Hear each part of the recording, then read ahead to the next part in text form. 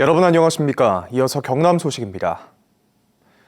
일본 정부가 일본군 위안부와 근로정신대에 대한 책임을 공식적으로 인정한 유일한 판결이 있습니다. 30여 년 전 시민들이 대한해협을 오가며 소송에 나선 관부 재판인데요. 당시 재판과 이를 이끈 여성 활동가를 되새기는 전시가 창원에서 열리고 있습니다. 김효경 기자의 보도입니다. 1992년부터 6년 동안 평균 연령 65.8세의 할머니들은 대한해협을 건너 일본 시모노세키 법정에 섰습니다. 일본군 위안부와 근로정신대 피해자로 전쟁 범죄, 국가폭력으로 자신들의 꽃다운 인생을 짓밟았던 일본 정부에 사죄와 배상을 요구하기 위해서였습니다.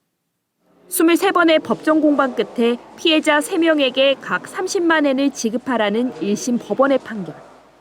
2심과 3심에서는 패소했지만 일본 정부가 위안부와 근로정신대의 책임을 인정한 유일한 재판이었습니다. 관부 재판의 의미와 역사 속 인물을 되돌아보는 전시회. 재판에 참석했던 할머니들의 평소 모습들은 이들도 역사의 피해자이면서 소박한 우리 이웃임을 떠올리게 합니다. 할머니들에게 잠자리와 치료비를 지원하면서 재판 과정을 소식지로 펴낸 일본인 부부를 기억하는 공간도 있습니다. むしろ日本の若い人たちに彼女たちのことを知らせていくということが大事かなと思ってます。 원고 측 단장으로 활동했던 여성운동가 고 김문숙 정신대 문제대책 부산협의회 이사장의 삶을 돌아보는 공간도 눈길을 끕니다. 수집광으로 불릴 만큼 많은 자료를 쌓았던 김 이사장은 철저한 자료 수집과 분석 등으로 역사적 재판을 이끌어왔습니다. 시민운동가와 시모노세키에 있던 시민들이 힘을 합쳐서 이루어낸 앞으로도 이런 문제를 어떻게 해결할 것인가 고민해 볼 수 있는 전시라고 할 수 있습니다. 시민의 힘으로 일본 정부의 책임을 추궁했던 관부 재판. 역사의 증인을 만날 수 있는 전시는 오는 5월 19일까지 이어집니다.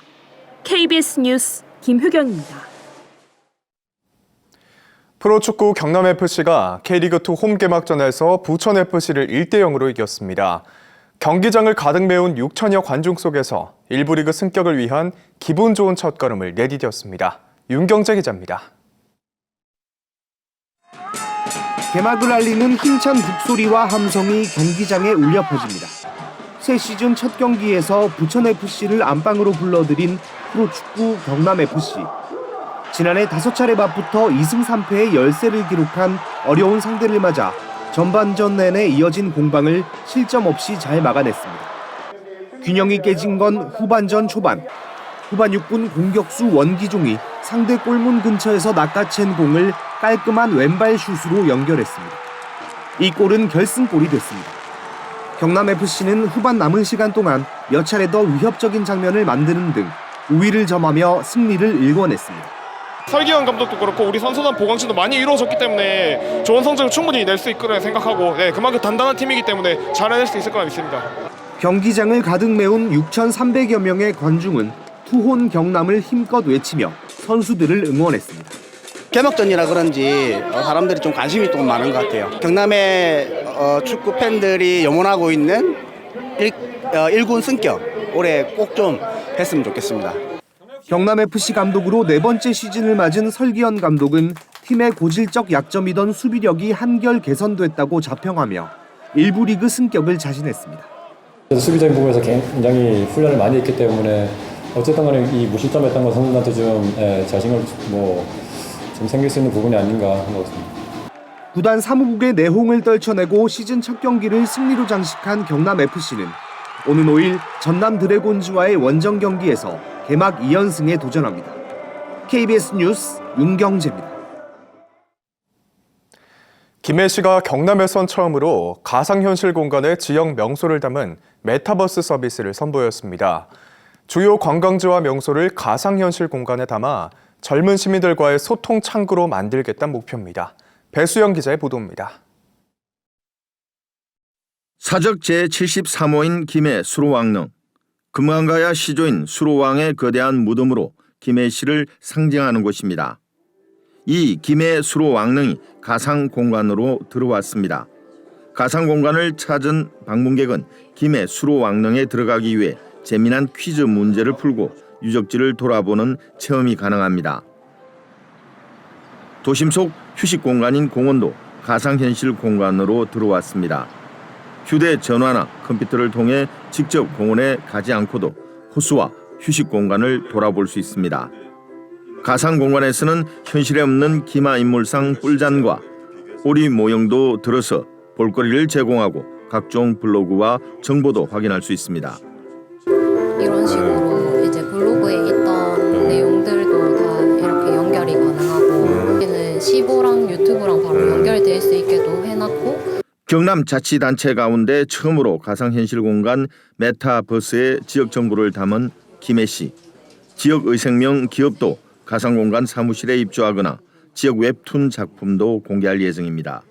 MZ들 소통 창구가 메타버스로 이전되다 보니 저희가 메타버스 도서관이라든지 유라 카페 거리를 메타버스 상에서 구현한다든지 그다음에 일자리 상담도 메타버스 상에서 들어와서 할 수 있도록 김해 씨는 가상현실 공간 서비스를 젊은 시민들과 소통 창구로 만들겠다는 목표입니다.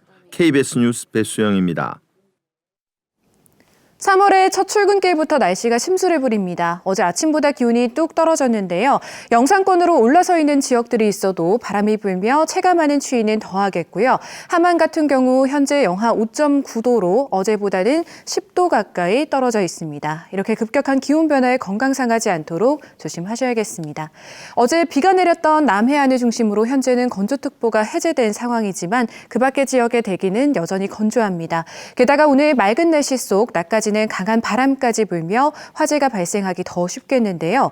순간 풍속 초속 15m 내외의 강풍이 예상됩니다. 불씨 관리에 각별히 신경 써주셔야겠습니다. 출근길 현재 기온 보시면 김해와 밀양, 창녕과 고성이 영상 2도, 의령과 함안은 영하권을 나타내고 있고요. 어제보다는 3에서 6도 정도 낮은 수치입니다. 낮 기온도 어제보다 2에서 6도가량 낮겠는데요. 10도 안팎이 예상됩니다. 서부 지역은 현재 진주와 거창, 산청과 함양이 0도를 나타내고 있습니다. 낮 최고 기온은 9도 내외가 되겠습니다. 먼 해상으로는 풍랑주의보가 발효 중인 가운데 오늘 물결은 최고 3.5m로 전망됩니다. 내일 아침까지는 반짝추위가 이어지다가 낮부터는 따뜻한 남서풍이 불어오겠고요. 다음 주는 봄 기온이 한층 더 강해지겠습니다. 날씨였습니다.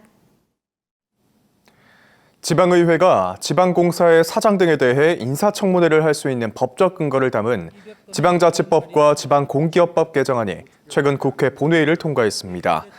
개정안에는 인사청문회 대상으로 지방공사 사장, 지방공단 이사장과 함께 지방자치단체의 부시장, 부지사, 출자 출연 기관장 등이 포함됐습니다. 그동안 법률상 부여된 자치단체장의 임면권을 지방의회가 조례 협약으로 견제하기에는 한계로 지적되어 왔습니다. 자동차 등록 등에 필요한 지역개발채권을 매입하지 않아도 되는 범위가 확대됩니다. 경상남도는 이달부터 지역개발채권 매입 대상을 자동차 구입의 경우 현행 1,500cc 이상에서 1,600cc 이상으로 상향 조정한다고 밝혔습니다. 또 자치단체와 계약할 경우에도 현행 100만 원 이상에서 2천만 원 이상으로 조정합니다. 이번 범위의 확대로 경남도민 16만 명이 약 31억 원의 혜택을 받을 것으로 추산되고 있습니다. 경남도지사의 개발제한구역 해제 권한이 이르면 오는 7월부터 100만 제곱미터까지로 확대됩니다. 국토교통부가 입법행정 예고한 개발제한구역법 시행령을 보면 시도지사가 해제할 수 있는 면적이 현행 30만 제곱미터에서 100만 제곱미터로 확대됐습니다. 국가산단과 물류단지 조성 사업을 위해 개발 제한 구역을 해제할 경우는 해제 가능 총량에서 제외하도록 해 경남의 산단과 신항 배후단지 개발 등에 긍정적으로 작용할 것으로 보입니다. 경남의 1월 주택 거래량이 1년 전에 비해 절반 가까이 준 것으로 확인됐습니다. 국토교통부가 발표한 1월 기준 주택 거래량을 보면 경남은 1,800여 건으로 1년 전보다 49%가 줄어 전국 평균 감소폭 38%를 크게 웃돌았습니다. 경남의 주택 인허가 실적도 1월 153건에 그쳐 2,000건을 넘었던 지난해 대비 93%가 감소했습니다.